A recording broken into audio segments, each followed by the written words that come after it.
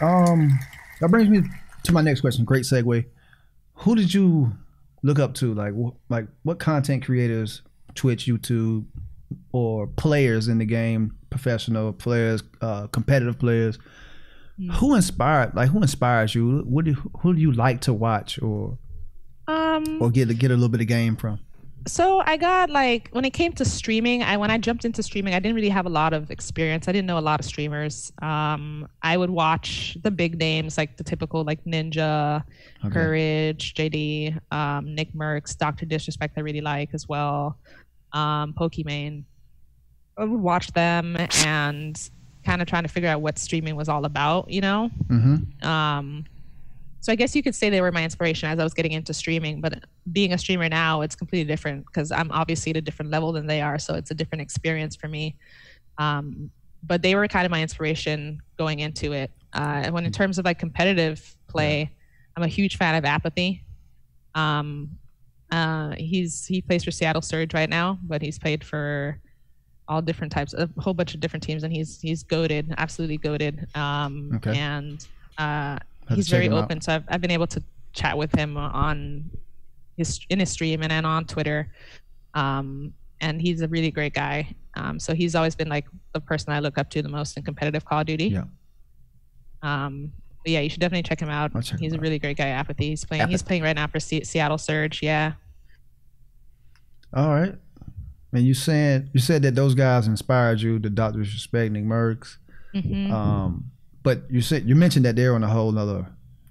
They are. They. I But their mean, audience is on a, their audience is a little bit on a bigger scale.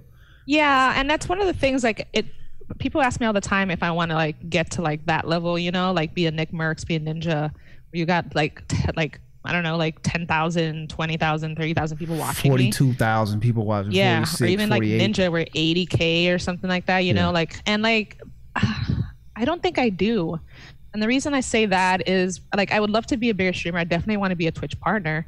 And I At want to that have. point, you're a corporation. You're not even the streamer anymore. Yeah, you are your business at Yeah. that point. Yeah. I want to be that. I do want to be a business. Like I want to be that level. I want to have hundreds of people in my stream.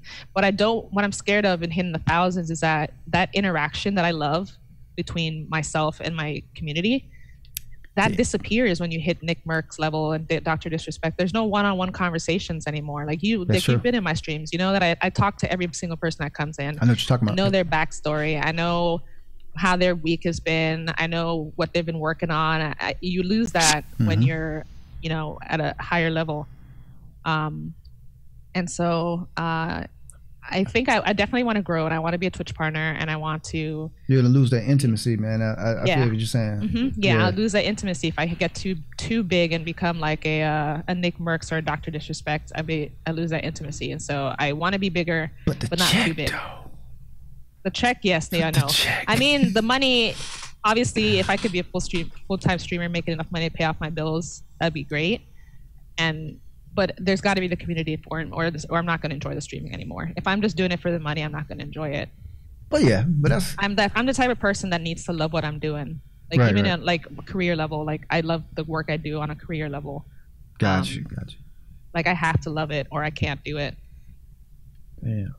Oh, I cut you off. What was you saying? You was about to finish your point. I cut you off when I said. Which point? Oh no, you were right. No, you were just you hit the nail on the head. Okay. Yeah, with the intimacy thing, like it's the Yeah. intimacy thing that I am. Yeah. I would Because I like. love. What? My bad. Oh no, I was just gonna say like that's really important to me. So like I want to be a bigger streamer, Mhm. but I don't want to lose that intimacy with my community. And like those guys, they're huge. I wonder if they miss like the smaller streams, or I don't. I always think about that when I watch a lot of the bigger guys. I don't really watch a whole lot of certain names that you ran off Hmm. because it's just like watching ESPN. It's not like that experience is different. I just say that versus Yeah. watching someone with a smaller scale of audience. It's a little bit different. How did you deal with streaming into dead space. Did you ever have that moment when we first started, like when it was like two people, one person in your stream? Oh yeah. How was that experience? Yeah. How long did it last? It didn't actually. I got very lucky. It didn't last very long because, like I said, a lot of my friends in real life pushed me into streaming. Okay. And so I had a lot of friends in real life that would come by and come through the stream and hang out with me, and just so I never really started off at zero. But I did hover around. I did hover around 1, 2, 3 for a while until I got affiliate. And then it kind of took off a little bit after that, you know. Okay.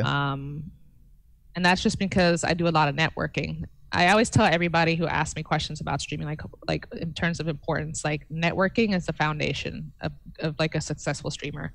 Like you need to go out, you need to know other streamers, you need to get to know their communities. You gotta mingle. You gotta mingle. If you don't mingle and you just sit and play games and you expect people to come out to your streams, like it ain't gonna happen. Yeah, you gotta mingle. That's when you end up with those zeros, that people who sit at zero and never move. So I do wonder the same thing if like those big streamers, if they missed the intimacy that they had when they were smaller streamers. I want to ask one of them if they ever came on the show, answer my email.